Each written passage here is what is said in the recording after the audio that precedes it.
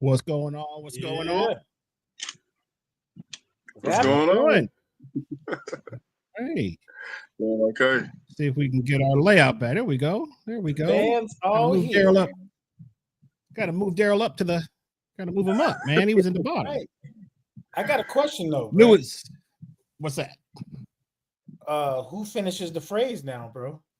Oh, that's a good question. Hey, man. Daryl not even ready for it, bro. He doesn't even know what we're talking about. Yeah, we're gonna find out. We gotta break him in slowly, man. We can't right. Just we'll break him in. But right now, we're gonna do the usual, man. Welcome to Local Musicians XP.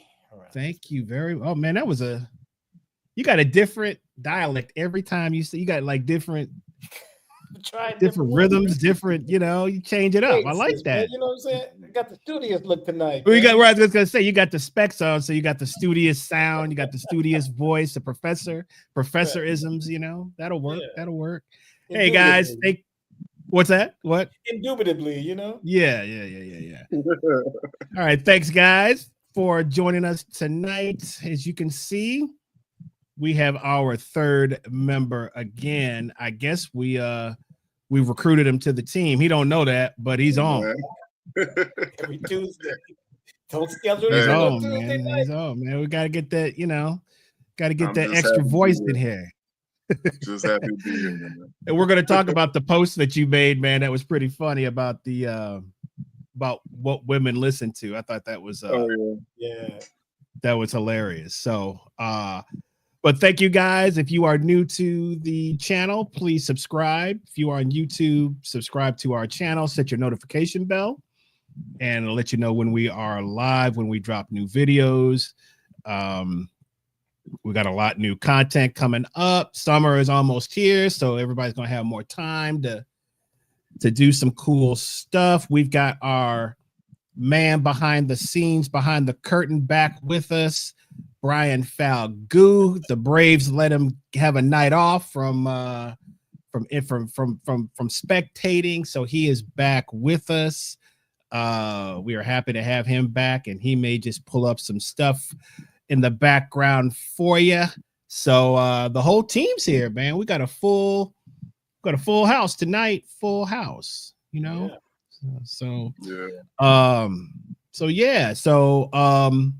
What's been going on, cats? Anything interesting? I guess we can get some housekeeping out of the way here. So this Friday, I'm not sure if it's sold out or not, but I am playing with Kathleen Bertrand this Friday at the First Church Commons on Ellis Street, 125 Ellis Street. That's downtown Atlanta. And that will be, I believe, at 6:30. Is that correct, Tyrone? Does it start at 6:30, don't they? Is correct, I believe. Yep. It's an early gig. So for those that want to find tickets, it's my guess is it's probably sold out because it's Kathleen and she hasn't been performing all that much. So I'm sure that people are going to be eager to see her, but we had a nice little rehearsal today with Kenny Banks Sr. on piano and Tasia Veal on bass. So it's going to be a nice little quartet, man. It's going to be nice. Yeah. So she's gonna we're gonna pay tribute to two of the fallen masters. One, Mr. Roy Ayers, and the other, Miss Roberta Flack. So we're not the whole gig, but we're gonna do a few of their tunes, couple of their tunes each. So and pay and just pay correction, Chris. Yes. They moved it up to 6 p.m. now. I remember. Oh, it's 6 p.m. Okay, cool. Thank you. Yeah. Okay.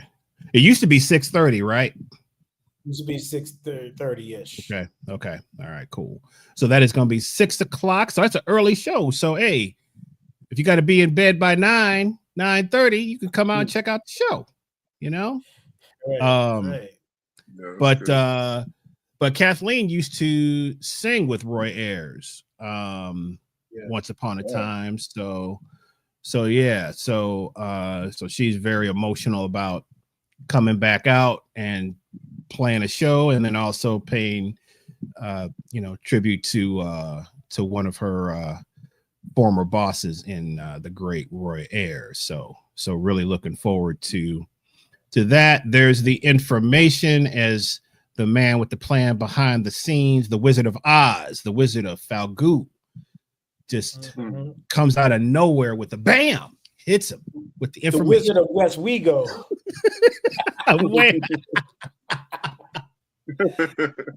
He lives across the river, you know. Across the river, Wizard. The Wizard of West Wego, you know what I'm saying? The calendar cut off, you know. But is that a badge of honor though? From what I don't know. From what I hear, I'm hearing mixed reviews on that side of town, man. There's got a lot of stuff that goes on across the river, brother. Let's just leave it at that. Daryl knows. Daryl's been tired.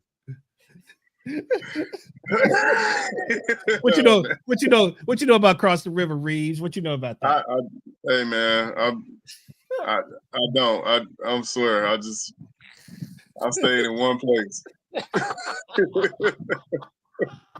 You only stayed on campus, man? Or Actually, I stayed in New Orleans East, but that's where I was, you know. That's another place right there. Yeah, it is. Hey, did you ever play this club? What's the club that we played, Tyrone, that I told you that Wes you next to Panthers?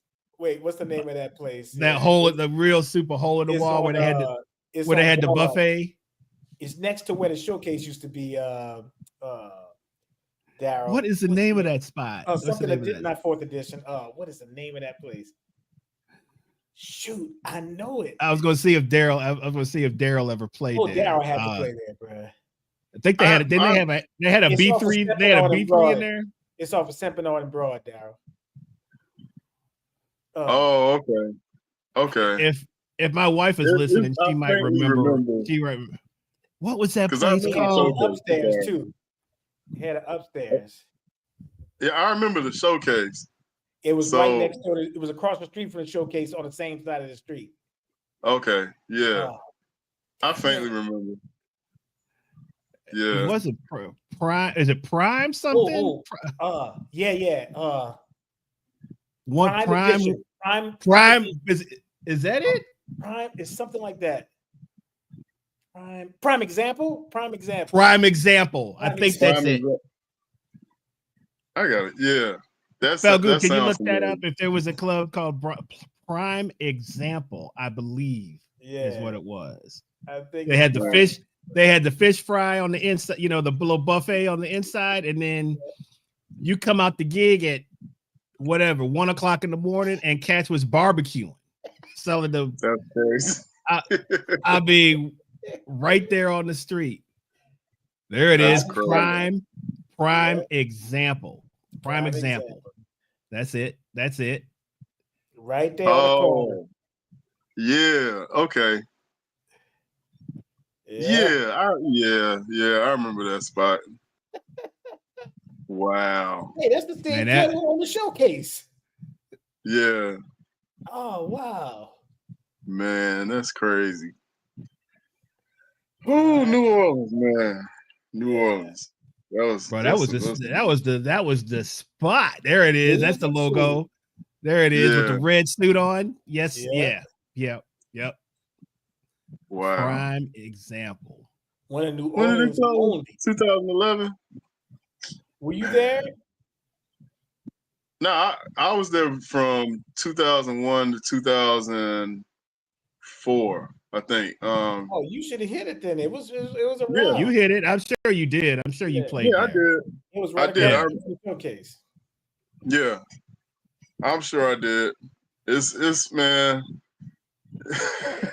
New Orleans got some blurry memories, but yeah, I played in a lot of places. Played in a lot of places, you know, just a lot of spots. You ever Sweet played at the Funky Lorraine. Butt? Yeah, I was always at the Funky Butt. Right. And then like Sweet Lorraine's. Sweet Lorraine's Used was to play nice. there sometimes.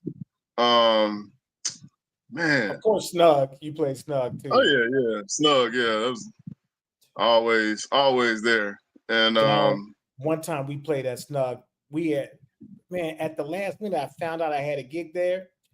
Chris was coming back from another gig. I picked Chris up from the airport.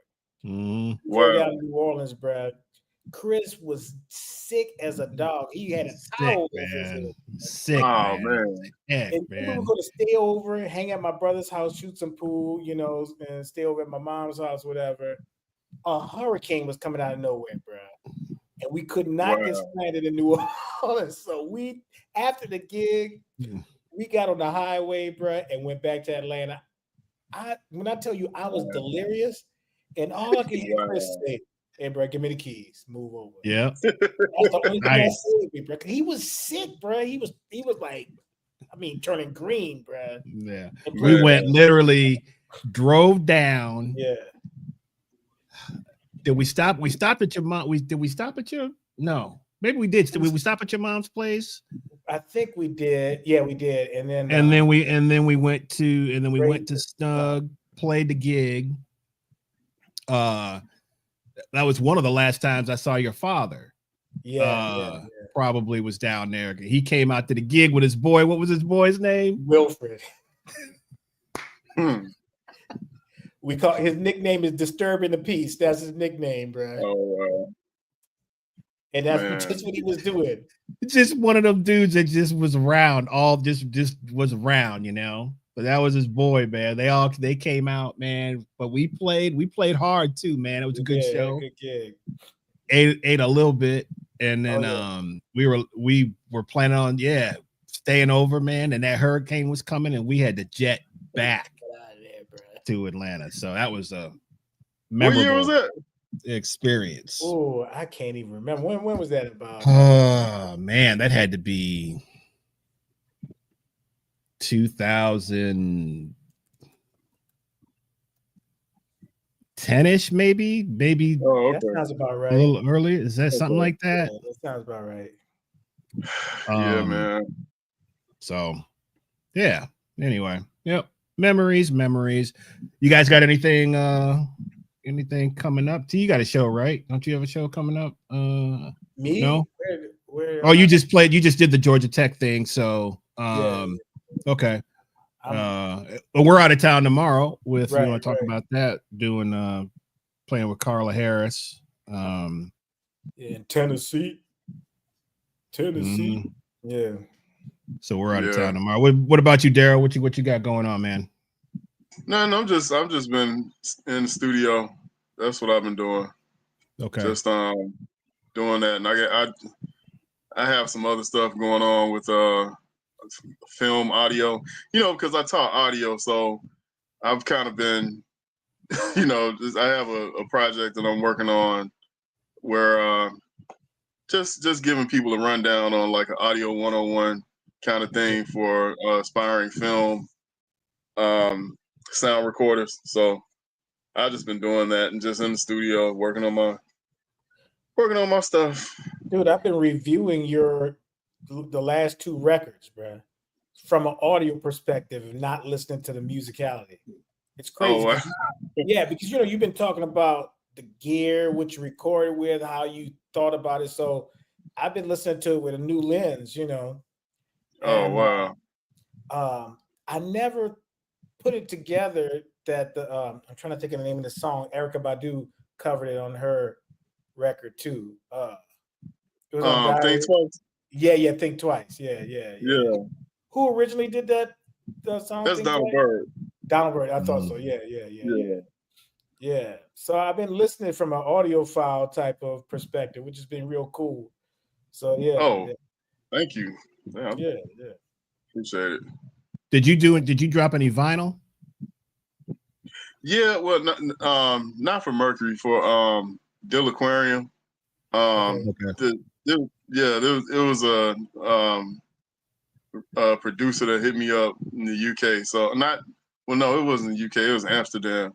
But I had a little deal worked out with him, and they put him out over there. So that's the only vinyl stuff. I plan on putting Mercury on vinyl someday. But I just never got around to doing it. Yeah. But I know it's some people that want me to put it on vinyl, so that's one of my plans in the future. Right. Yeah. Did you do any vinyl for FTMO, Tyrone? You didn't do any vinyl, but I did thought about it. I thought I still have the master somewhere, so I might still do it just to. Now that I've been collecting some stuff, Yeah. I need to. Actually, I need to get some stereo speakers for the record player. I've been running it through my regular stuff, but I want to get I got to talk to Ellington, get him on the phone. It's gonna be a long conversation, I know. Dave Ellington is going. What do you want to try to do? He might have some stuff there. How deep do you want to go? How deep do you want to go? All right, Dave.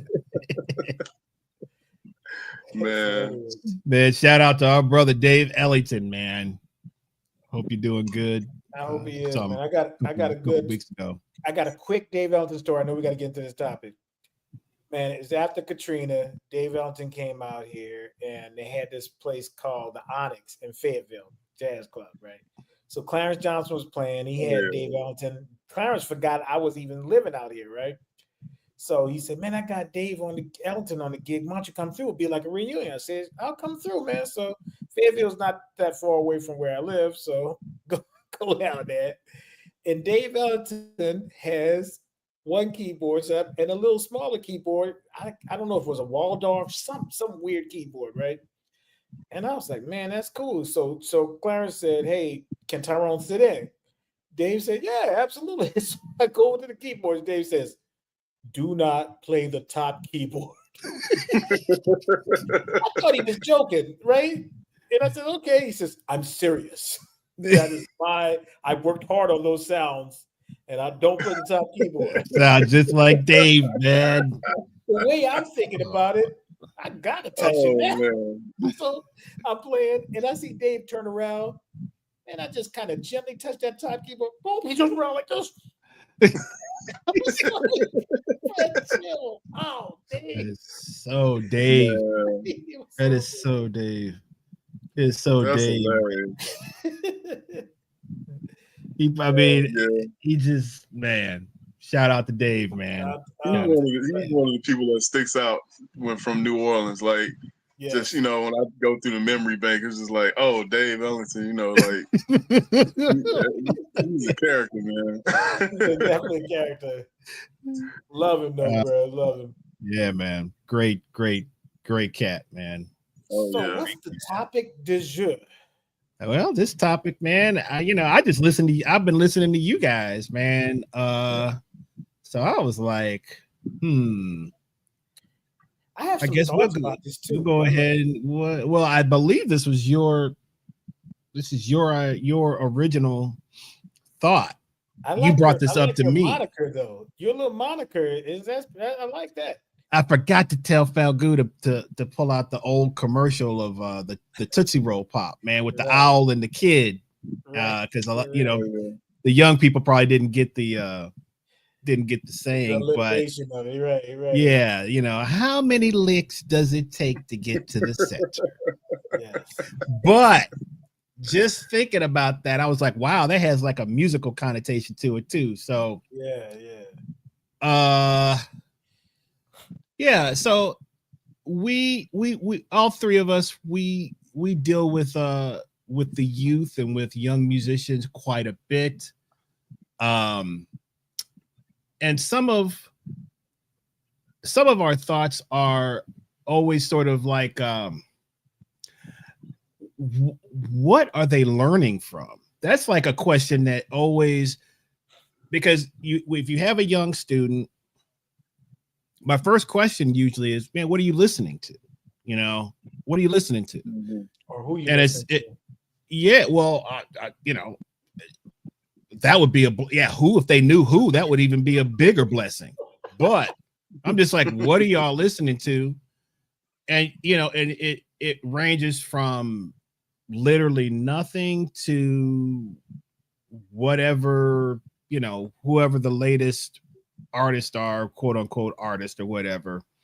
But if they have old, you know, maybe they have parents who have introduced them to, you know, some of the, you know, the music of the 70s or 80s or 90s or whatever. So those are always a pleasure to, you know, to get that when you get that from them. But 9 times out of 10, it's just either what, you know, the latest, whatever the latest thing is, but it's usually some sort of YouTube something.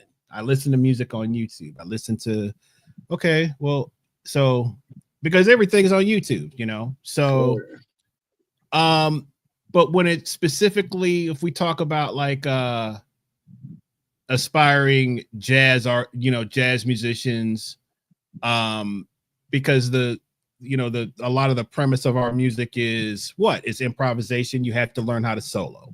So, which is hard to, I mean, that's a hard thing to do, man. Like for drummers, you know, it's a step-by-step thing. A lot of these kids are coming out of the church now, so they're learning chops at a super young age, you know, just whatever the latest chop is. And then you have all the gospel chop stuff that's all over the place. So they're getting snippets of, you know, of what we call licks. So if you're not familiar with that term as a musician, what's a lick, man? Can one of y'all give me like what's a lick?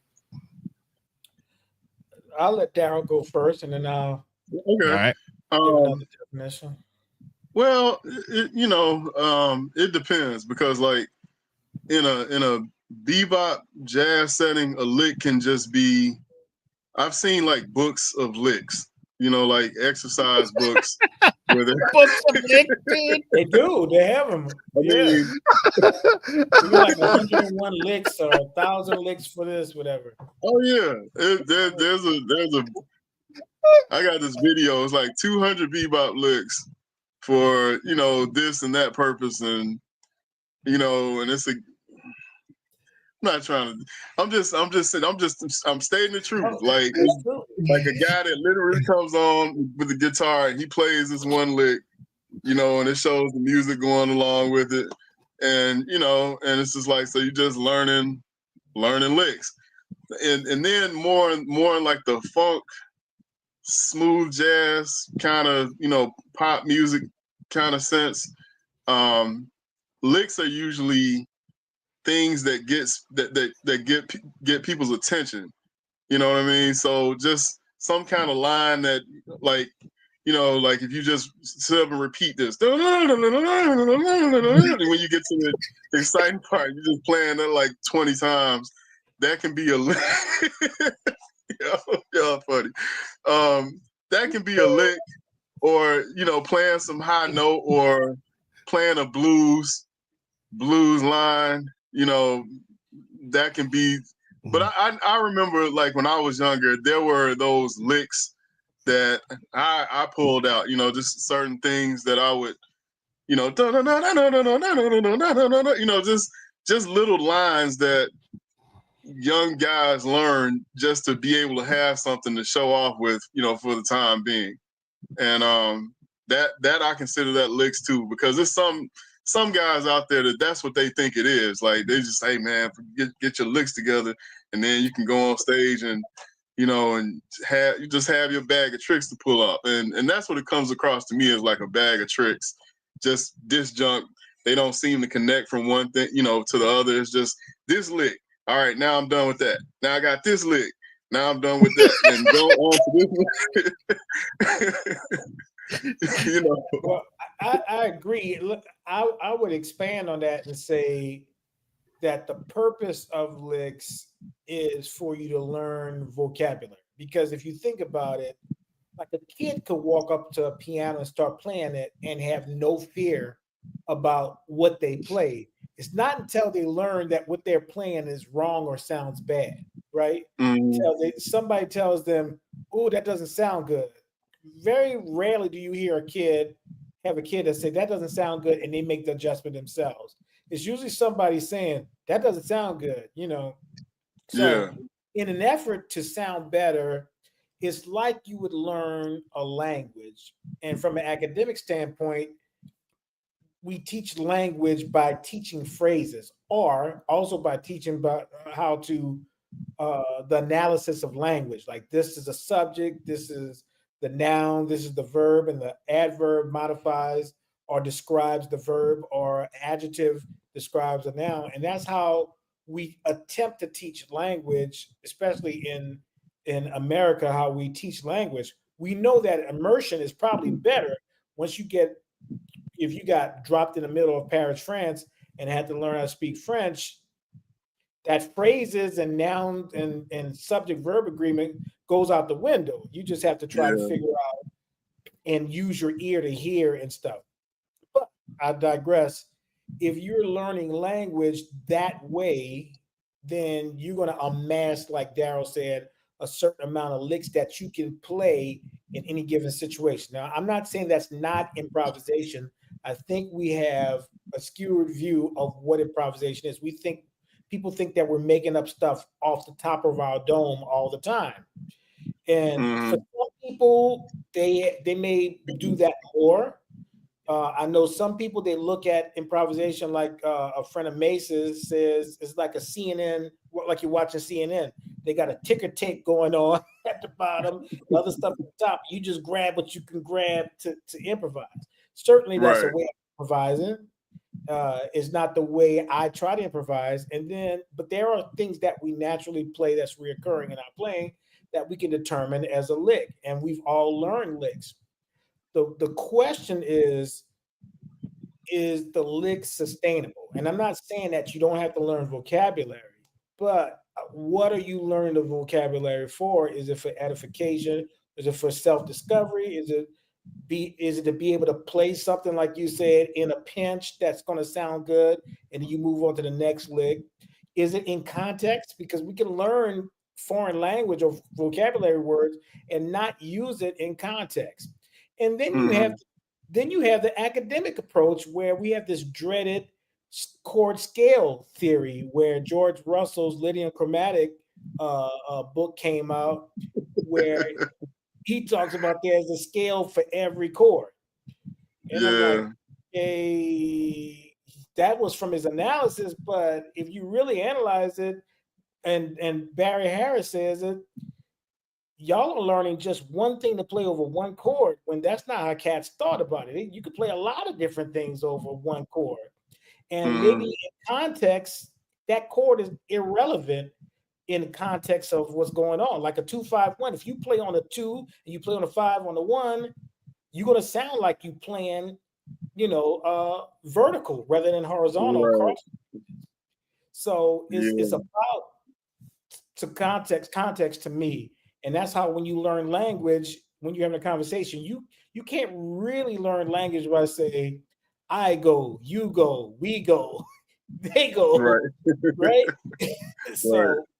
You can, but is it effective? Yeah. So hopefully that kind of explains a little bit what the intent of what a lick is supposed to be. So So let's stay on the English, the English language thing, right? So if you're trying to complete a sentence, if someone is not familiar with a certain language, whether if someone comes from another country, they're trying to speak English, if somebody is going to, just like you said, if they're going to Paris, you have to learn how to speak French, yada yada yada, whatever. You're going to try to you may have like little things that can get you by, like where is such and such. How much is this? So you have these little parts that, but you're not speaking the language, right? You're not speaking the language and you're not making any sentences. So it's kind of the same thing with licks. It's kind of people are throwing out these small little things, but they're not making any sense in terms of they're not completing a sentence or completing a story or completing a paragraph, however you want to say that. We'll talk about that that a little bit later, but that's kind of like what I'm getting from you guys. So it's just like little things that cats are throwing out, as drummers, that's lick heaven right there, is to be a drummer and come and put out some licks, man. You hear these guys, because especially when it comes to like soloing over, let's just say like soloing over a vamp or something, or you're soloing over a part or whatever. So you hear these guys that they have all of these licks that they've practiced and they kind of put them together. They kind of know where they're going without kind of knowing where they're going, because they've already practiced it. So it's already kind of written in stone, kind of what they're going to do. And they're just putting lick with lick with lick with lick. They're not really playing in the moment, right? Which is hard to do sometimes, right? Like, well, you can be playing in the moment. It's just that your language is going to sound disjunct, because you can play your stuff and then you play this sophisticated lick and you're like, it's like a 5-year-old saying something. Ma, I want a doggy, and then you say, I want a canine with spots. You're like, it's coming out of nowhere. It's like, what? You speak like a 5-year-old, and then you say a 70-year-old phrase. It doesn't make right. It doesn't make sense. It's not making any logical sense. That's what happens. You hear people go da da da da. You're like, what? Those two things don't match. How are you doing it? Right. Well, but the challenge is you have to get up there and suck for a while to try to figure out, okay, how do I, connect the dots, so to speak, which nowadays people are so afraid to not sound good because everybody's recording, everybody's putting their stuff up on Facebook and up on YouTube and yada, yada, yada. So taking chances is kind of like yesterday's news, really. It's got to be about, I know exactly what I'm going to do. And it has to sound like this, because I don't want to sound like I'm out of pocket. So I would say, like, I'll give you a perfect example. I got the opportunity to go play in Sao Paulo, Brazil. Now I'm married now, but I wasn't married then. So, man, I saw a lot of beautiful women. And so I went to our tour guide / translator, and I said, man, how do you say beautiful woman? Right? He kind of rolled his eyes a little bit, but he told me, I said, how do you say it in Portuguese? I said, linda mujer, like that, right? But then I thought about it. So the first chick I tried it on, she just kind of laughed and said something back. And I'm like, what did she say? You know what I'm saying? So I was like, even if I knew how to say beautiful woman like I butchered just now, I wasn't even ready for any follow-up. What if she says, oh, I think you're very handsome. Oh. I would like to get your phone number. Okay, so stay with that. Any of that at all. Stay with that, right? Okay, so you find a little something you can say, right? But you got no follow-up, right? No. This is exactly what happens to, can we call them the lickers? The lick, we're gonna call them we're gonna call them some. We gotta call them some. The lickers. You come up with some. So you have one little thing, you've worked on this. this little idea, you pull it off, and then what? But I think Okay. I think that's natural though. And Daryl, I mean, I see what you think about this.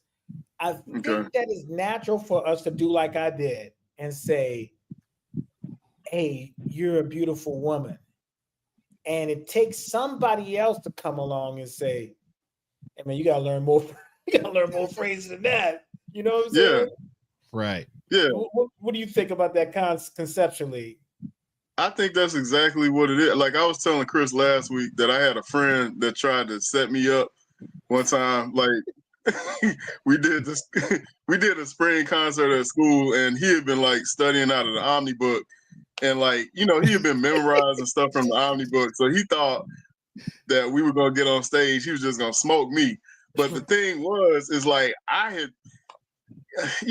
been hearing the Omnibook since I was a kid because my brother played saxophone. So I knew the Omnibook stuff before I started playing saxophone. Like when I started playing and I figured out what the notes were, I started playing stuff from the Omnibook, and my brother was like, "How you know that?" And I was just like, "You play it all the time. I hear it all the time." So it's like I knew the Omnibook, but I didn't know how to be an Omnibook. I didn't know how to produce the stuff for the Omnibook. I just knew how to regurgitate it, like to play it. And that, to me, that's exactly what happens. You learn some licks, then you go on stage and you're trying to wait to be able to show those licks. And, so you can be fumbling around, but then you get to that part where and it's just like you come, just like exactly what you're saying. I think that's like a natural part of trying to learn. And I tried to do that at one point too when I was younger, 7th, 8th grade, 9th grade. I tried to do that, but it wasn't, like when I got to the 12th grade, the 11th grade, which is where we had the guy tried to set me up. Like I was at the point where I was just like, I'm trying to learn how to really play for real, like not play Omnibook stuff back to people. Like I don't know how Charlie Parker came up with this. So I need to dig deeper and try to figure out how, like what is he doing? Like how did he come up with these lines that he's playing, and what is he doing overall? Like that's the thing that a lot of people miss when they're just first trying to get out there. They just don't know. It's like because I can give you a solo and then they know how to read music, so I can go and learn it. And they can, play along with the recording. It's just like, okay, I got it now. But then it's just like, all right, now do it by yourself. Like with create your own. And it's like they're completely lost. They have to learn the thought process behind how these masters came up with this stuff in the first place. And that's the thing that we kind of miss. So we think we're doing something when we learn some licks, and we can just go on and and demonstrate our licks on a gig. And somebody's supposed to come up to you and be like, yeah, man, you a bad cat. That's what we're thinking is going to be the outcome. But it's like, to the people that really know, that have really gone deep, they can see you. They can see, where you're missing a whole lot. So, that to me, the professionals that know can recognize when somebody they don't have it yet. Right. I think I don't think you have to be a professional. I think the audience is only going to be entertained by tricks for so long. That's what I've learned. Like, you can, let's say, especially like if you're playing a set of music or a night of music. Okay. If you keep saying the same thing every time you play a solo. Yeah. The first time it might go over, you're going to get house. Everybody's going to create whatever, because you've got their attention. Right. But then what happens is the second time, and especially maybe the first time you played, it might have been something like kind of fast or kind of up tempo. But then what happens when you've got to go into something that is a little bit more, like, say, in the Latin vein? Okay. Mm-hmm. Are you going to just take your same licks that you already played with the up tempo stuff? Are you just going to try to transfer that over to a completely different feel? Because that's a lot of times. Well, of course you are. But that's kind of what one of the things that I hear a lot is, I'm like, man, they're not soloing in the context of what the music is doing at the time. because they don't Now you have a understand. different now you have a different conversation. No, same conversation for me, Well, because it's like, because if you're dependent, without a person guiding, then that's what's going to happen. Without guidance, like if I'm speaking a language and nobody corrects me, they just placate me and say, "Oh, you sound good," and not say, "Man, you." But that's a different conversation right there. That's my whole point. Like when you're learning language, if you're not working with somebody who's correcting you, then you're not learning, because you're learning vocabulary, right? Right. Well, I would go and usually the audience is tolerant. They don't know. I mean, I know people right now. There's people who study classical music. Phonetically, they can speak the language. They don't even know what they're saying. But it takes a good teacher to say, "Hey, don't you want to know what this song is about that you're singing?" But they can phonetically speak German and sing Italian arias. But most times they don't know what they're saying, and it could be perfectly diction. The diction could be perfect, pronunciation, but they need somebody to guide them. But how many times we hear people phonetically play the instrument? They can get by, and the audience could hear it and say, "Oh, they sound good." But it takes a trained ear to be like, they're just regurgitating Charlie Parker. And for people who don't know, the Omnibook was a book of. It was a great book because bebop was a mysterious language, you know what I'm saying? And people who couldn't hear it had to try to read it. But it was a transcription of a bunch of Charlie Parker solos, and even just the melodies, the way he did it. These ornaments was something new. This ornamentation around notes and the way that bebop players thought, like Dizzy and Bird, who pioneered it. This Omnibook was like the Bible for them to figure out, or to figure out bebop. And everybody's had that. Everybody's had the Slaminsky patterns for jazz and repository. What is a Slaminsky's repository or whatever? There was a Jerry Coker patterns for jazz. Everybody had Jerry Coker, yeah. Right. But Jerry Coker, what's the one who did the tracks?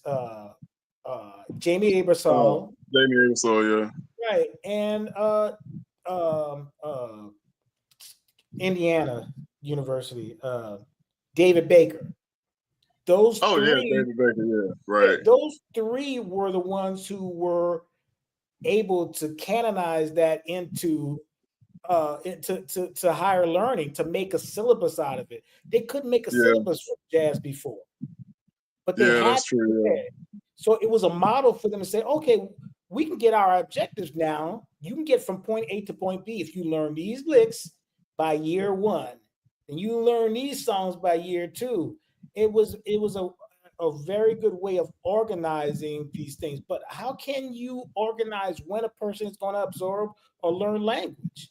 How do you say that from point A to point B, every person is going to get from here to there, when everybody's different, everybody learns language differently, everybody assimilates language differently? So this little neat wrap up that I'm not saying is bad, I'm just saying that we got away from the master apprentice approach, where you spent time with somebody and they're kicking your butt on the bandstand or kicking your butt when you go over to their house for free, or paying them for lessons or following to a gig and stuff like that.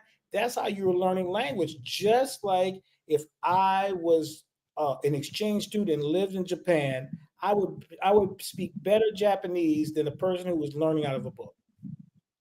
Well, here's my thing, man.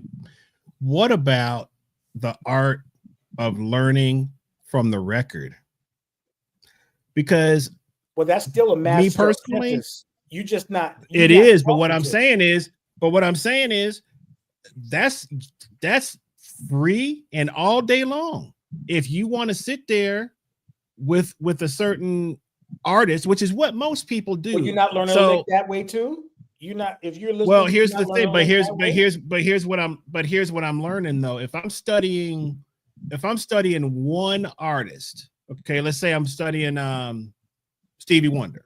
Just pulling a name out of the blue. Okay, let's say I'm studying Stevie Wonder. Okay, that's going to mean that I'm going to sit with Stevie Wonder and Stevie Wonder only for at least 6 months. That's all I'm listening to. Nobody got That's time all for that. I'm listening. I want to go play now. But okay, but that's the problem, right? Right. Is so you say wait, ain't nobody got time for that. Is 6 months, but then you got to learn all that stuff in all 12 keys and do that. That's gonna probably take longer than that. Well, but here's my thing: is people would be surprised what happens when they stick with one thing for a while instead of trying to cut and paste everything. If you're always trying to cut and you're trying to take this little, okay, I'm gonna learn this little thing, right? Or whatever. Okay, man, I'm gonna get that down.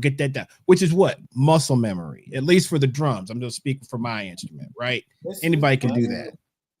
Okay, muscle memory. So once they get that down, okay, so then now I'm gonna go to YouTube and Cat gonna show me the second part. Okay, now I'm gonna learn this second part. Okay, so boom, I'm gonna try to get that down. Okay, then I'm gonna put both of them together. Okay, I get it. That is a form of studying. I'm not saying that that's not a form of studying, but what you're missing is first of all, if you study the records, you're killing you're killing multiple things at the same time because you have to first of all learn how to, okay, if I'm, so Stevie Wonder played all the instruments.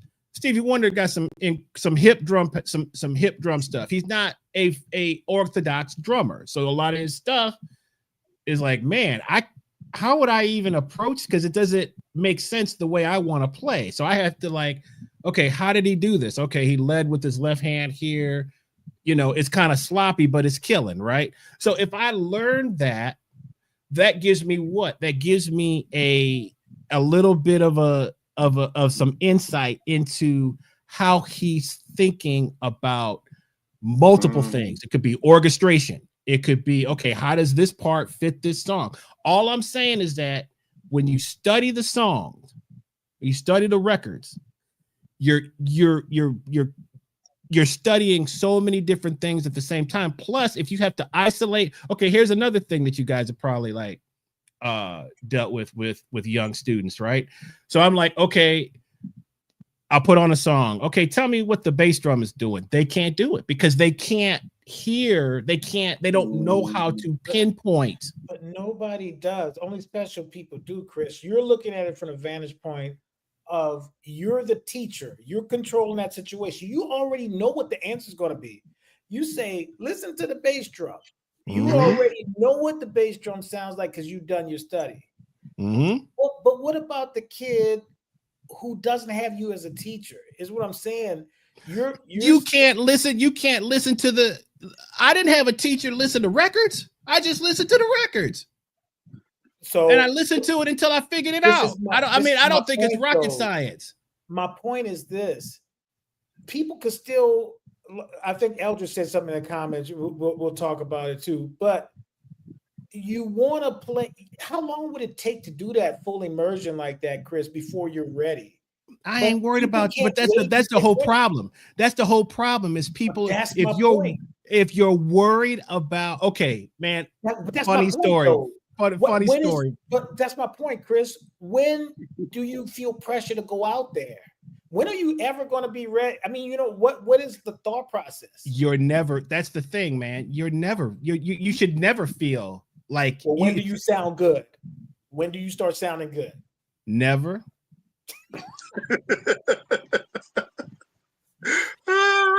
You got to sound somewhat never, good. Never. You never sound good. Never. Yes, you do. You come to a certain degree of communication. Even when kids are learning how to speak language, they say, Dad, Mama. People are clapping for them.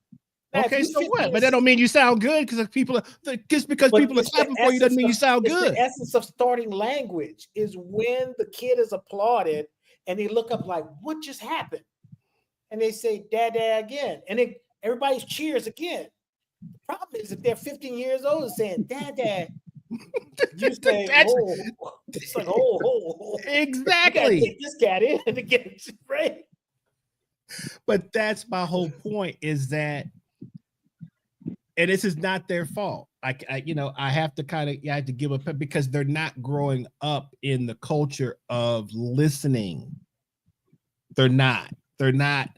It's not listening and waiting. We didn't know any better. That's the thing for us was like, music was what? It was just a part of our spiritual journey, man. It wasn't like we were thinking about, oh, this is a means to me getting on stage and getting applause, right? Which is kind of what the I never did. I never did. We had garage bands though. Get there. We had garage bands where the kids got together at somebody's house. Yeah. They don't have that anymore. They're jumping on stage. Right. That's right. That's exactly right. That's right. People they want to put two things up in church. Go ahead. Go ahead. Like I heard a story. I read this story the other day, and I forgot if this is true or not. But apparently, Charlie Parker got laughed up out of a club or something, and then went and practiced for like 3 years and got his stuff together before he came back out. So that's one thing. And then I remember Jimmy Heath. I met him in Jackson State. He came and he was talking about he and John Coltrane used to sit there with records and take the needles, put it back, just listening to stuff, even slowing the record down, listening, trying to figure it out. So it's like there's a slowdown feature on YouTube. Oh yeah. I mean, now it's they have like the AI stuff. Like you can upload and get stems now. Like they can separate the instrument. So it's like it's no excuse now. No excuse. Go ahead, man. I'm sorry. I interrupted you though. Go ahead. You finish your story, man. No, that's just what I was saying. I was saying that to what you were talking about, the record.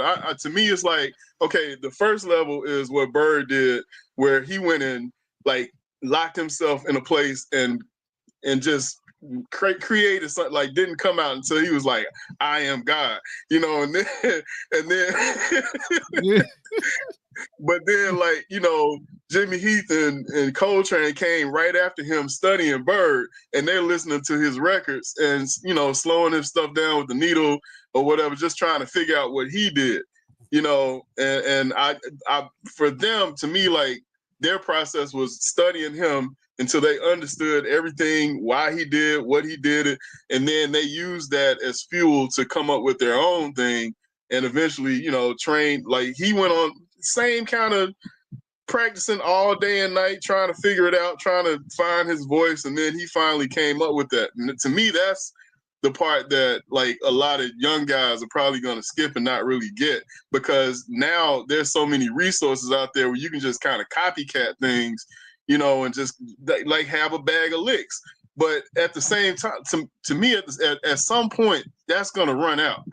You have to be an originator of ideas rather than a regurgitator of ideas, or at least know how to come up with your own thing. And I feel like that's only going to come through intense repetition, practice, and rewiring your brain. Like the transcriptions themselves, like the Omnibook, is a way for a player to slow down what Charlie Parker did to a snail pace and look at note by note and try to figure it out. Try to figure out the intervallic relationships, the chord scale relationships, whatever they can figure out. Because just sitting there listening to him playing like, at 300 beats per minute, like, you gotta. It's the same thing. The first time I heard Billy Cobham, I was like, I thought somebody sped the record up, like when he played, because that was the only explanation I could figure out with the speed and the virtuosity of what he was playing. I was like,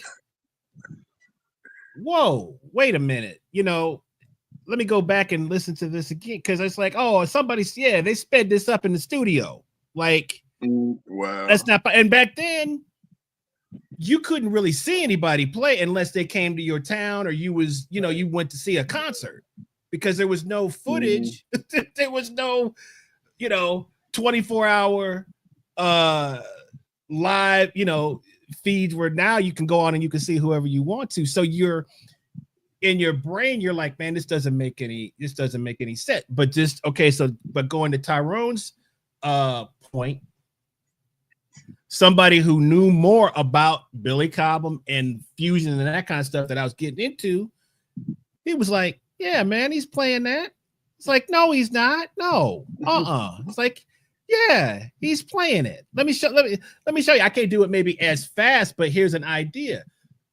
Kind of show. It's like, oh man, okay, that is possible. Wow, that's crazy. Okay, so man, what I got to do to do that? Well, you got to practice your single stroke roll on a pillow for about 3 years, and then you'll get there. So and that's like the no shortcut is like, what? It's like, I'm gonna move on to somebody else. I don't need to style like Billy Cobham. Right. But you ever speak a foreign language to somebody and it feels bad they're correcting you every 5 seconds. It's like, yeah. And I was like, I thought I said them. No, yeah. You're like, I'm saying it. You're like, no, right. You're not. But if you let it, you missing one, you could be missing one little thing. One little thing. And I think that's how I remember. I think Ellis gave me something to learn.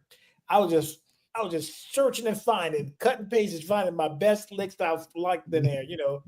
He's like, Jackson. He said, you got to learn the whole solo. I said, but why? I don't like the whole solo. He said, you got to learn the connective parts, the connective tissue. You got to see why this person went from here to there.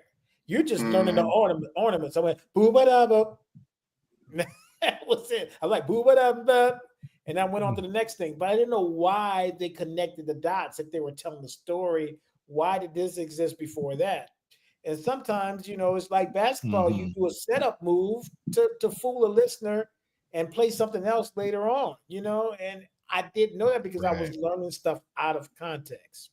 And you can sound good learning stuff out of context, but it doesn't make sense to a trained listener. Yeah. And like Daryl said, it's not going to last. Yeah. I don't feel like that. You have to, because it's just like it's like loading your short-term memory, like loading RAM. If you turn the program off, it's going to go away, and you have to load that stuff, constantly load it back in. So you constantly listening to every player that you can play in, and like, I'm gonna grab that, I'm gonna grab that, I'm gonna grab that, and you can kind of somewhat regurgitate those. I keep saying regurgitate. You can replay those licks, but you throwing up the same licks.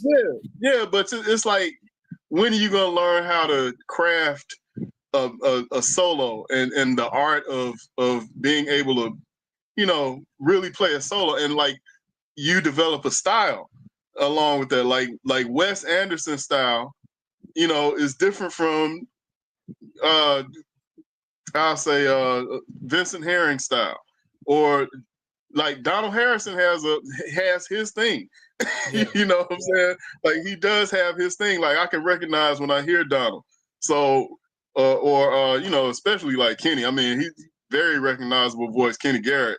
But just as listening to saxophone players, they develop style, and they develop a way of playing that really gets artistic. It shows a story, through what they're doing. And I mean, you can't do that just playing a bunch of licks. It doesn't work that way. Eventually you have to get past that stage and really get into what I'm going to do. Get past that stage. People need to get past that stage. Okay, hold on. Right. Let's take a break for a second. We got some comments that we want to feed in and respond to some comments. So Eldridge Sims, he says, a lick is knowing the form and the melody of the tune and creating what you hear in your soul. That is what I believe. So a lick is knowing the form and the melody of the tune and creating what you hear. Okay, so all right. So but so are you saying the first improvisations were embellishments on a melody? Okay, right. Well, that's okay. I wouldn't say that is a lick per se, but you can use licks to embellish the melody. But an embellishment could be just a little nugget before the melody or after, or how you're going to paraphrase the melody. Is the first start of improvisation was taking the melody and doing something with it. Mm-hmm. Okay. So, okay. But we don't teach that these days. We don't teach, Right. hey, do something with the melody. Right. And maybe Yeah. it should start there.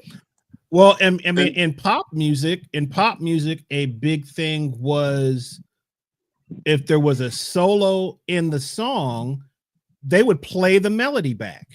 Right. Mm-hmm. And that was and that would be their statement.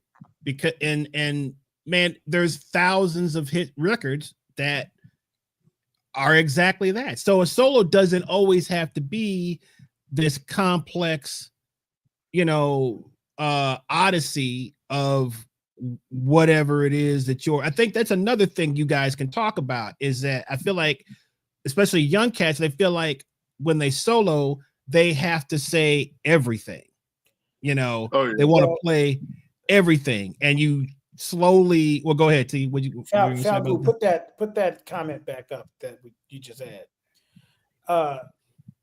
Whit Martin says authentic licks have a unique accent, right? So how do you know the difference? Like, do you think you speak Spanish and then you go to Puerto Rico? There's a whole different way of Spanish than Cuba. No doubt. Or Yeah. I just heard a student today play drums, and he was playing the right notes, and just Sark said, "Hey, you got your accents in the wrong place." So where you put the emphasis is important as well. But you have to have a trained ear, just like I said when I used the metaphor about learning language, and somebody's real fastidious about correcting your speech and your grammar. You're like, I thought I said that. You're like, no. Because I was in Italy and I said to the bartender, I said, I wanted a fork. I said that in Italian. I just missed one letter. And he said, you just asked me out on a date. That's so many words. I said, no, I didn't ask that, dude, like that, right? That's what you did with that accent. You used the wrong accent, right? I said, tell me that word again, because I don't want to say that at all. Right. That's a good one. All Yeah, right. it's like, what about? Oh, no, never mind. I'm sorry. Go ahead. Go ahead, Daryl. Go ahead, read it, Daryl. I was just gonna say this real quick. Like, another thing about licks is there. A lot of people learn licks to get that crowd reaction, that woo or that yeah. Right, that. Hey, that's a lot of what that's about too. I got some crowd pleasers, bro. I got some crowd pleasers. Yeah. All the time to do that, Joy. And I mean, yeah, just from an entertainment standpoint, I mean, sometimes it's like you want to, playing jazz, I want to do that, but at the same time, it's just, it has to be a part of the evolution of the solo of what I'm trying to do. And then going back to what you were saying about just, you have to know the context of the song. Like for instance, it's this song I think called "Dance of the Infidel" by Michelle and Daniel Cello, and Kenny was playing a solo on that. It wasn't a whole bunch of notes. It was just a few notes, but like what he was playing was crazy. He didn't need to play a whole bunch of notes. He used vibrato and articulation to tell a story too. So sometimes it's just those things that can be powerful. And one of my favorite, Benny Maffin, like on certain stuff that he plays on, he doesn't have to play a whole bunch. He can just kind of ride. Yeah. But it's still effective what he's doing, and it sounds good. And to me, that's the kind of like singing style, learning how to sing through the instrument. Which I mean, even with drums, like just learning how to sing be on a singing level rather than on a dexterity level with an instrument. Some of my favorite drummers, I've never heard them play a drum solo. Yeah. Clyde Stubb, I've never heard Clyde. I mean, I've heard Clyde Stubblefield play but it's a groove. Right. Steve George. I mean, you can go down the list of cats. I mean, that I love that I've never ever heard them play a drum solo per se. Daryl, was Harold Baptiste at UNO when you went there? Oh yeah, he was there. We hung out. He would cut us up all the time, playing like the simplest stuff. I was like, how is he doing this? Right. He played a million notes, and Mr. Bat get there. I was like, what is he doing? How is he doing this? Yeah. So one thing I've noticed, and I include both of you guys in this, is if I'm playing with somebody that, they could probably play whatever they really wanted to, right? But I'll tell you, man, one of my favorite things is when they use rhythm as a weapon, right? So it's more about what they're doing rhythmically rather than what notes they're playing. Like there's certain players that once they sort of get into that kind of mode, I mean, they're undefeated, man. Like, because and the crowd, you talk about the crowd feeling it, because there's nothing like a cat that can play with serious rhythm, but you got to study rhythms in order to play with rhythms, right? So you guys talk about so we've sort of defined like the lick thing, but how can you get out of that if you got cats that are maybe they're stuck in that mode, maybe they don't want to, they want to try to get out of that? What is your advice? What do they need to do? Well, first of all, let me just say this. You have to have a philosophy that you're going to adapt and assimilate with the point of, I'm going to make it my own. If you don't have that philosophy, then you're not going to improvise like we're talking about. If you're just learning to play and regurgitate, like Daryl said, then there's room for you to do that. But the philosophy that we're talking about is, how are you going to take that vocabulary and assimilate it into and then maybe change it and make something out of it?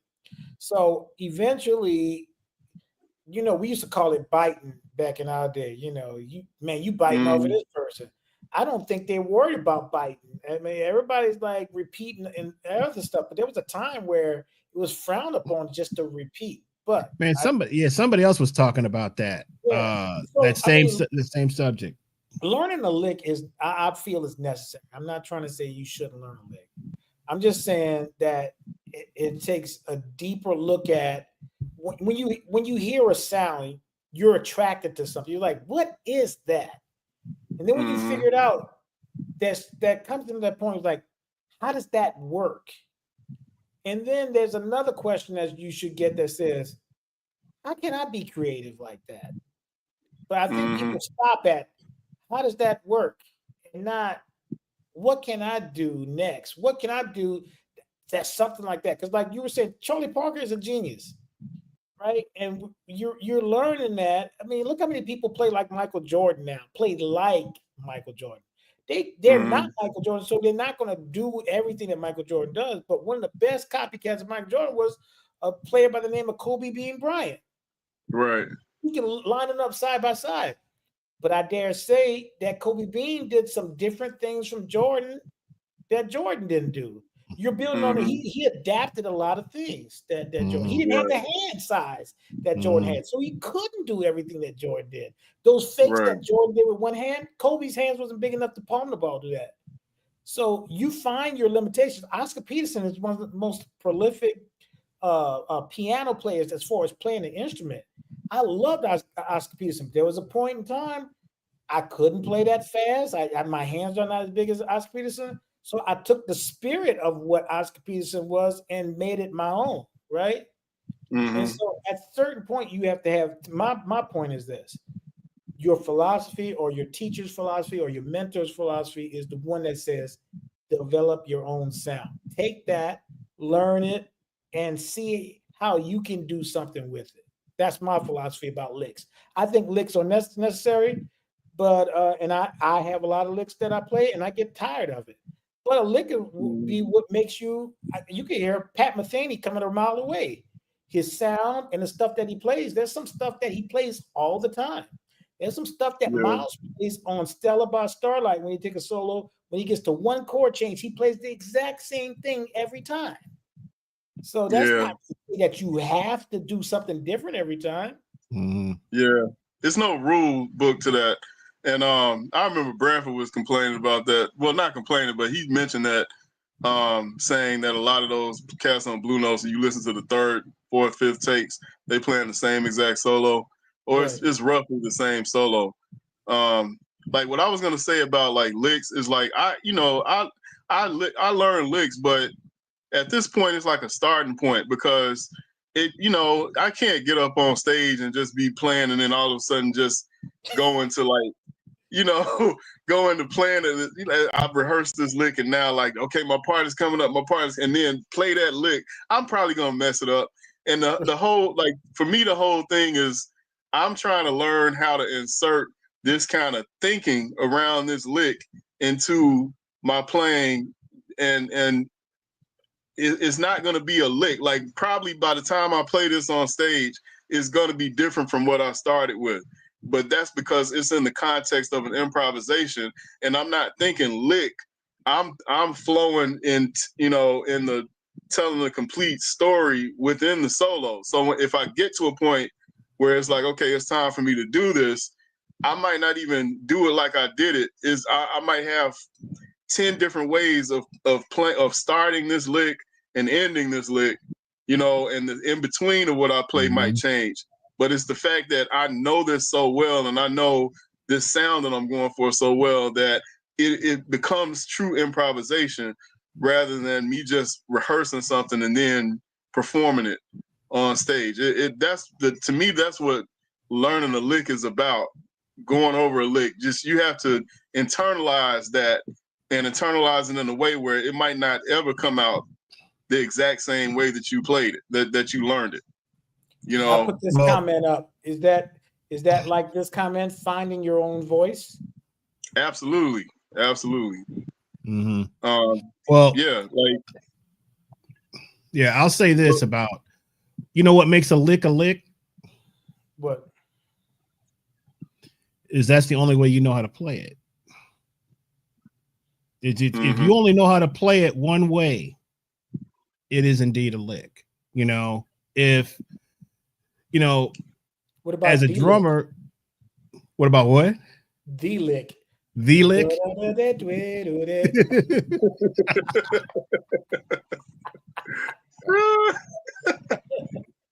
Man, some of the funniest times in history is when that was going around, man, and where everybody was playing it, dude. Now oh my it's God. So jive, man. When somebody plays, I'm like, oh, come on, please stop. But are there drum licks? Are there drum licks?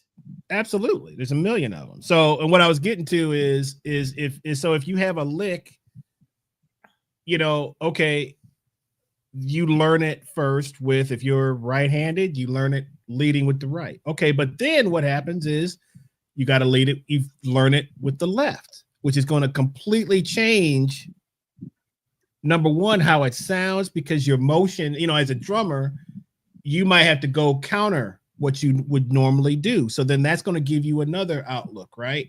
If you learn it backwards, right? That was a big thing that I learned from just checking out. Like I could remember reading Modern Drummer magazine back and they have, interviews with just different drummers. I remember Terry Lynn Carrington talking about that, about like trying to learn, like she was learning music backwards. And I was like, what? Why would she do that? Because it's giving you a completely different outlook on that same piece, whatever that piece is. But I was like, man, you should do that with anything that you're doing. Is okay, I could play it forwards. Now I got to play it backwards. I got to learn it right-handed. I got to learn it left. Because then what Daryl was talking about or alluding to is that it's going to become something completely different than it started with. But you know what else it gives you, Chris? What's that? It gives you longevity to the lick that you learn. Like we try to be creative. That you're going to get writer's block. You're going to get blocked up trying to be creative all the time. But what you can't do it. You're adding technique to extrapolate or elongate the information that you have, which is a great thing to do. You're getting the full usage out of something rather than trying to create something new all the time.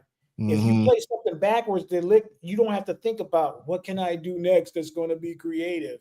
That is a part of your toolbox that you can use to help get longevity out of what lick that you're learning. Well, what's my motto, man? Brilliance in the basics. If you can be brilliant in the basics, I know some drummers, man, they only know 3 rudiments, but it sounds like 1,000 things when they play because they know that stuff inside and out so well, they can put it anywhere they want to. What about the clave? What about the 2-3 clave or 3-2 clave? That's broken up so much. It's like just those 2 claves are moved around. Right. So then you get to what? It's like, okay, so now we're talking about creativity, right. And trying to understand, okay, I can take this basic idea, but let me see, as Daryl was, let me find 10 different ways I can do it. Can I apply this 10 different ways? You give yourself a challenge and don't give up. Try to figure out, okay, I can do it this way, I can do it that way, I can do it this way. Oh, well, maybe let me see what does it sound like in 7/8? Oh, what does it sound like in 5/4? So you're challenging. It takes time, it takes thought. Yeah. It takes some inner searching as well, which is discipline. Something that's gone, So, but So how many different ways can I do this one idea? This is what all the great play callers in football, man, they're not running 1,000. People act like they're running 1,000 plays. They're not. They might have 5 plays that they like. You look at Lincoln Riley at USC, his call sheet is about this big. And every time he calls a play, it looked like something different. It's like, man, how in the heck is this cat doing that? It don't even look like he has any plays on his sheet. But it's like, okay, I can be creative because I have 10 variations off of everything that I have on this sheet. So that's really what should be your goal, man. It's like everybody said, it's not everybody has licks and everybody learns from licks, but where do you go after you learn the lick? That's really what the question of the day is. So to me, as far as just listening to everybody and just not pinpointing down on studying a specific person, I mean, you can do that. But to me, it's like once you really start to study somebody and really, get inside their head and how they do things, that's where I feel like you start to evolve and learn different ways of thinking, different ways of approaching things, rather than just kind of just having a bag of tricks that you just collect from everybody. It's because, I used to be, okay, Joe Henderson's lick, I could play his thing, I could do his thing and then go switch to somebody else, like this Coltrane thing. I could do all of those, just kind of picking out my favorite, a la carte licks that that I like. But at a certain point, it's just like, man, I don't even feel good about doing that because it's like, I'm just taking their stuff. Like, when am I going to have my stuff? Like, and that's where it's just like, okay, well, in order to have your stuff, you're going to have to kind of start over and go from scratch a little bit until you get to the point to where you're comfortable in the stuff that you create, because you're not just going to blast out new things that you can't play already. You have to slow down and figure out how man, to one do of the this. funniest moments, man. I don't know if you remember this, Daryl. We were playing at Churchill one night. Man, we were just bored. Everybody was bored. It was me, you, Russell, Joel. I can't remember. Maybe Nick Rosen. And we were just everybody was just kind of clowning around, and you guys started calling smooth jazz saxophone and trumpet players on each other. So do you remember this? Man, this Chuck was Russell was like, okay, you got to play Boney James. And then you would try to play like Boney James. and then you'd be like, oh, okay, now you got to play like Chris Bodie. Okay. And so It was so funny. But the funniest thing was you kind of had an idea of what those cats sounded like, man. Yeah. So, indirectly, obviously, but like it's just that, man. I don't know what made me think of that, man. Just when you were talking about different musicians, that was funny. That was hilarious. That's good. So you all right, we got another Okay. comment. Okay, all right, go ahead, read it, T. All right, watch this. I'm in love with Monk. I study Monk, Peterson, and listen closely to what they are creating from their soul. Then over the years, I am learning to create from my soul. But you must know the form and melody of the song to a T. The lick books don't work. Yeah, I mean, you're around somebody enough, you're gonna pick up their traits. You studying Monk, many people think Monk is just playing whatever. I mean, Wynn says that he's a real logical player, and his rhythmic stuff is off the chain. So if you start listening to Monk, your rhythm is going to be better just by you can't even play a melody without knowing rhythm playing Monk stuff. Same thing with Oscar Peterson. I thought Oscar Peterson was like the greatest thing since sliced bread, and Ellis said, he plays some repetitive stuff. He's playing him. Once you figure out some Oscar Peterson stuff, you can hear the blues coming out in this playing. He told me that's not bebop. I was like, I thought Oscar Peterson was bebop. It's not. He's a swing player. He's incredible. But if you immerse yourself in Oscar Peterson, he's playing Oscar Peterson things. Yeah. You go to Monk, he's playing Monk things. The whole tone scale. I don't gravitate toward a whole tone scale, but it's ever present in Monk's playing. Right. So this is a good one right here. John Lamartina says drummers have many instruments on their drum set, so the articulation on different drums can change the sound of the lick. Drummers do this all the time. So I hate when I get on a drum set because I can play on the same drum set Chris play on, and the bass drum sounds totally different when I play it.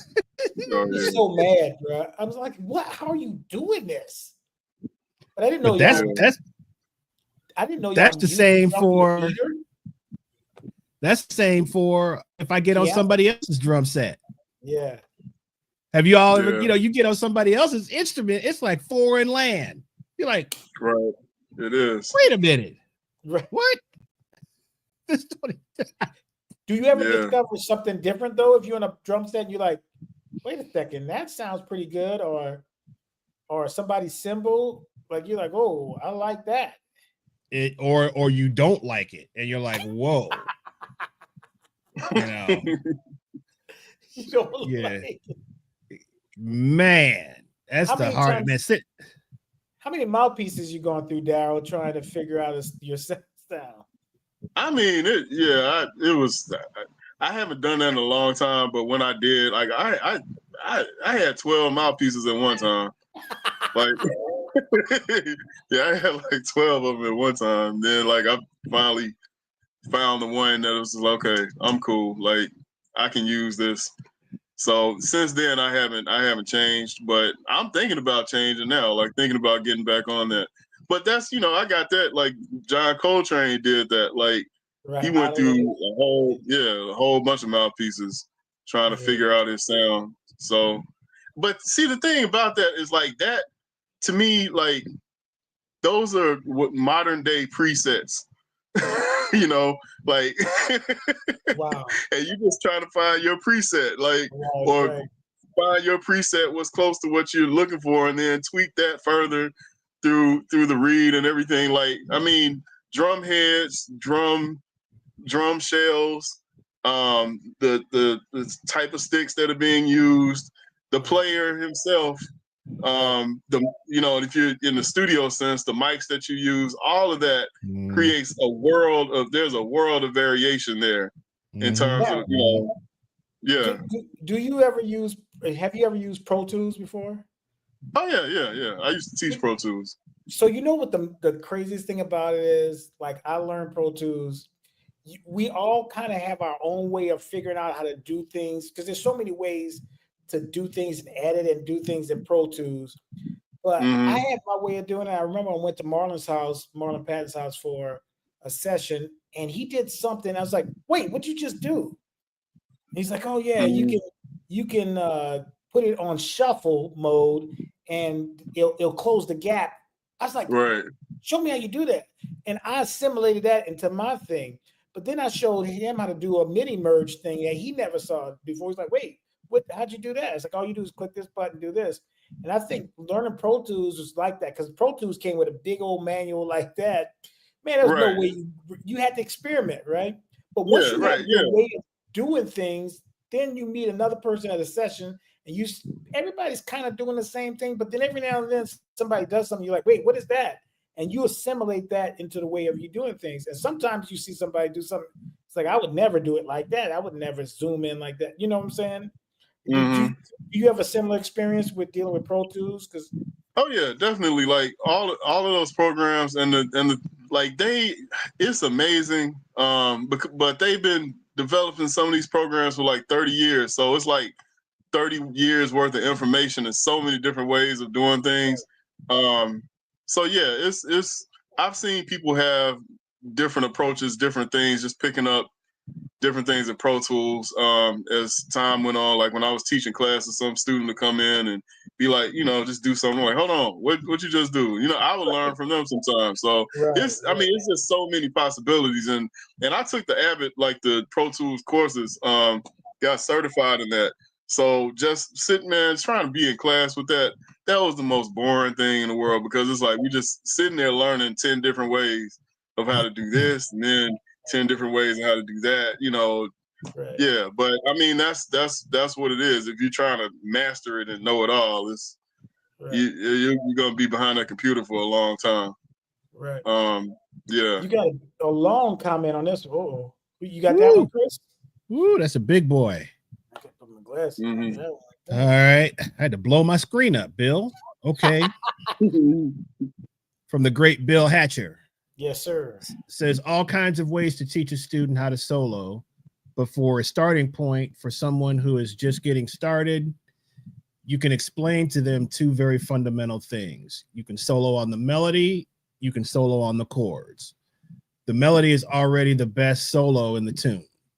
So teach how to just improvise around all the ideas in the melody. The chords are a deep treasure chest of ideas. The relationship of scales and intervals in the chord structure of the tune is another way to create a solo. Enough said. What y'all think about that? I think he's right. Yeah. I agree with that.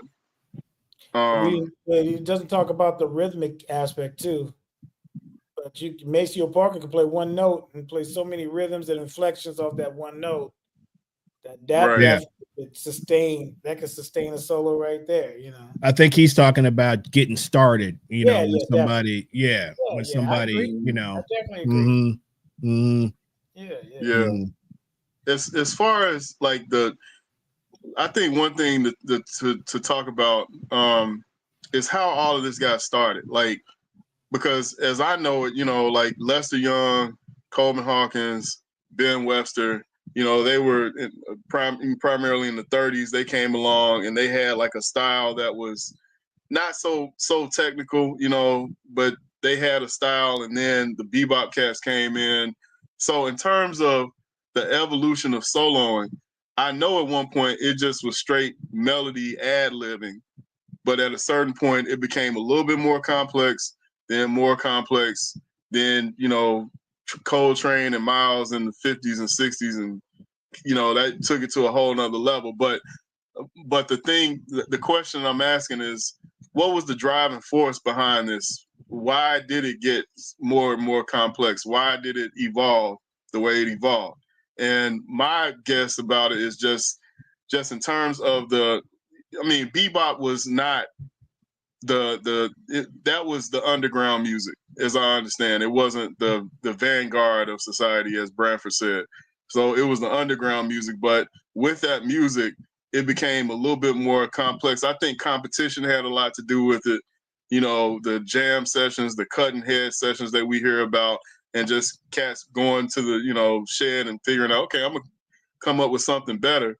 Come out, I'm gonna show this cat, and then come out and they will have shown their evolution in playing and just, from a competitive standpoint and just from a standpoint of just trying to reach a new level, trying to be innovative, trying to do something, seeing, okay, Bird did this, I'm inspired, so I want to go and take it, see if I can take it up a notch. To me, that's what I feel like Coltrane was about.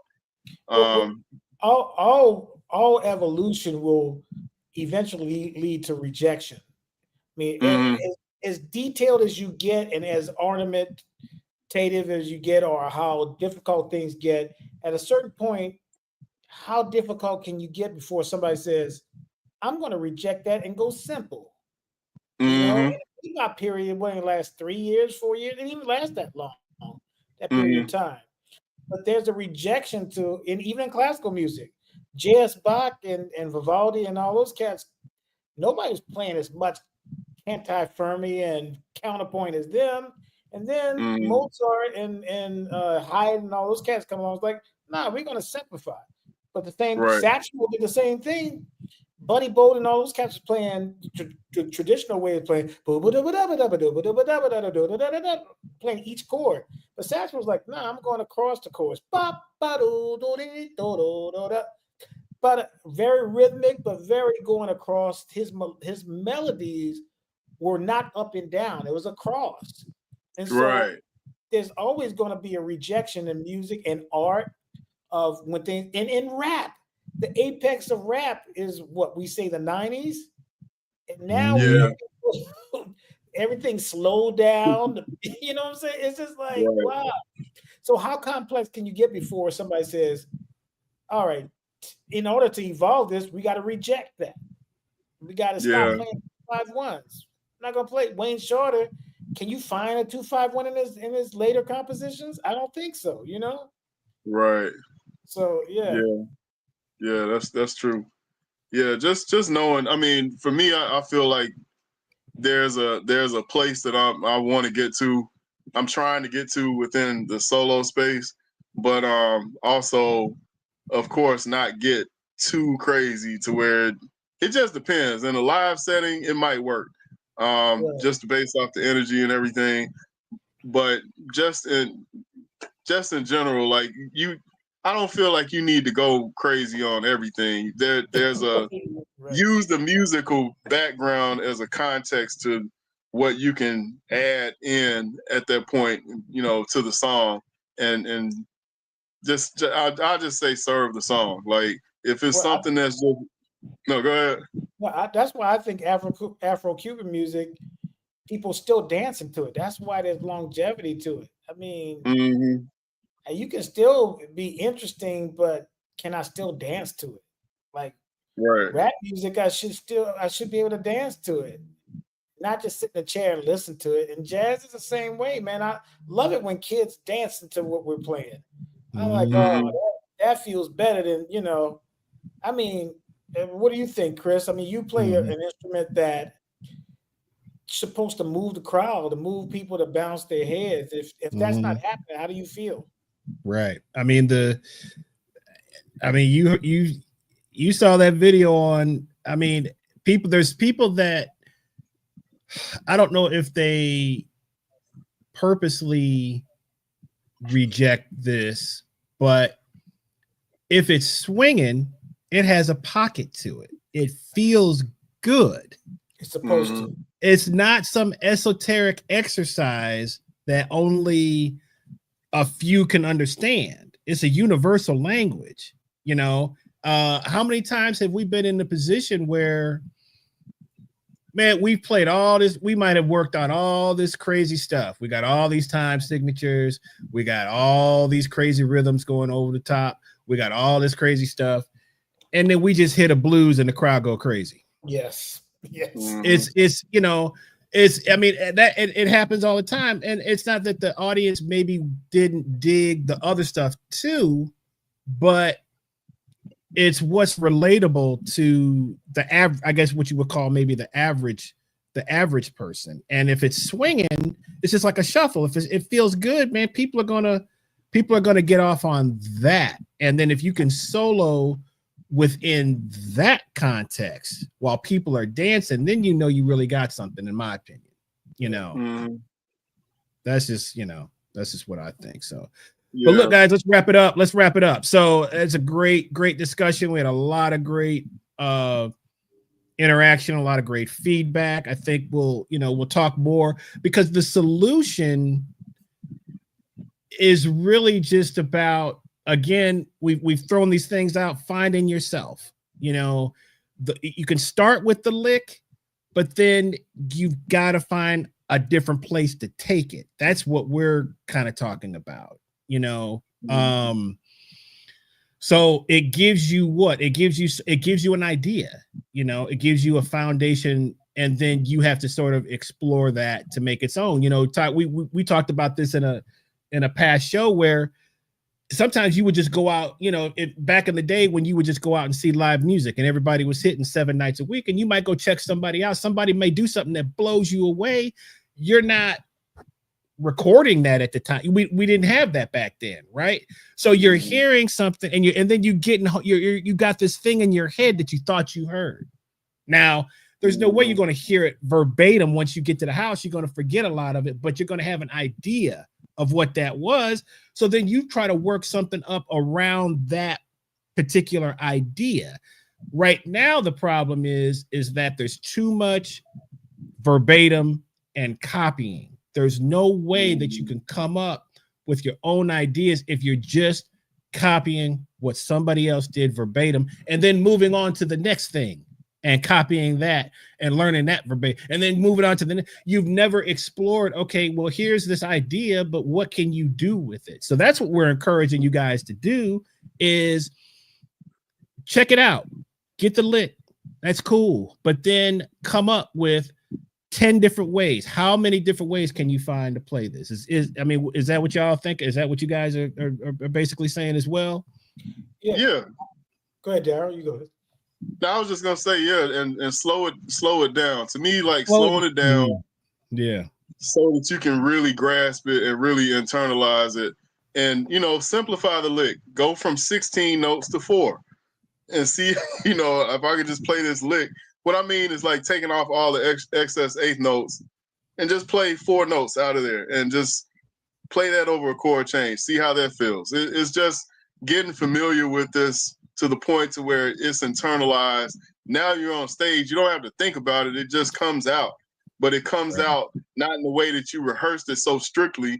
It just comes out, in a way that fits what you're doing at the moment. That's, to me, what the goal is of getting working a lick in, just and that expands your vocabulary. It should expand your approach, not just your vocabulary, but it should expand your approach. Like now, when I'm playing this tritone substitute, I can go anywhere with it. Like I don't have to just be stuck on the lick that I learned. I can do this so many different ways, and it has a certain kind of sound, that I know will work in this kind of setting. So that's what I'm saying. What were you saying, Tyrone? I was just going to answer the question: is how many licks does it take to get to the center? All right, B. Hey, B, go ahead and cue up. You got the video for that? Oh no, don't play that, man. I think play it, man. We go play it. We got to play it. Play it. Yeah, we got to play it. We got to put this into context for the youngins, man. They got to see what we're talking about. So I don't know he's what got it. He's going to do at all. What? If this is the video, I think it is. Oh, it's that one. Okay, cool. There we go. Okay. Yeah. Mr. Cow. Yes? How many minutes does it take to get to the Tootsie Roll center of a Tootsie Pop? I don't know. I always end up biting. Ask Mr. Fox, for he's much cleverer than I. Mr. Fox, how many licks does it take to get to the Tootsie Roll center of a Tootsie Pop? Why don't you ask Mr. Turtle, for he's been around a lot longer than I. Me, I bite. Mr. Turtle, how many licks does it take to get to the Tootsie Roll center of a Tootsie Pop? I never made it without biting. Ask Mr. Owl, for he is the wisest of us all. Mr. Owl, How many licks does it take to get to the Tootsie Roll center of a Tootsie Pop? A good question. Let's find out. 1, 2, 3. 3. If there's anything I can't stand, it's a smart aleck. How many licks does it take to get to the Tootsie Roll center of a Tootsie Pop? The world may never know. That's hilarious. That's good. But That's then the he says answer right something- there. somebody said something about biting. I always bite it, something like that. I'm hearing like all these musical sort of things, man, that we can kind of tie in. So 3 licks, man. That's what it It was like 1, 2, 3.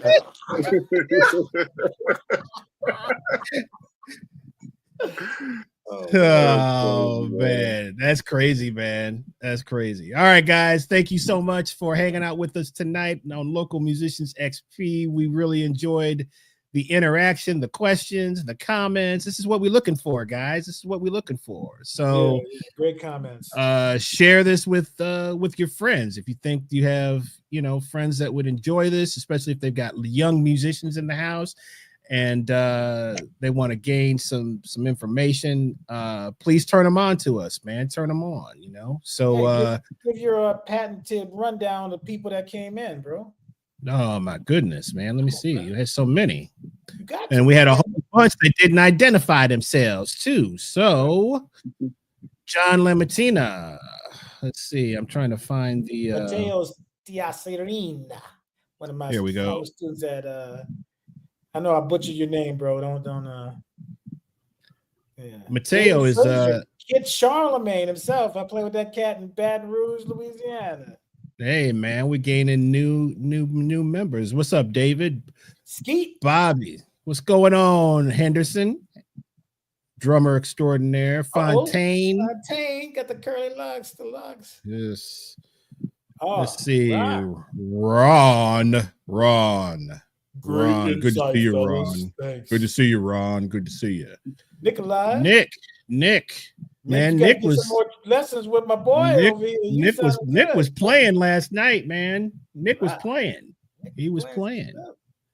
Eldridge. All right. Did you Eldridge. know Daryl in New Orleans? Huh?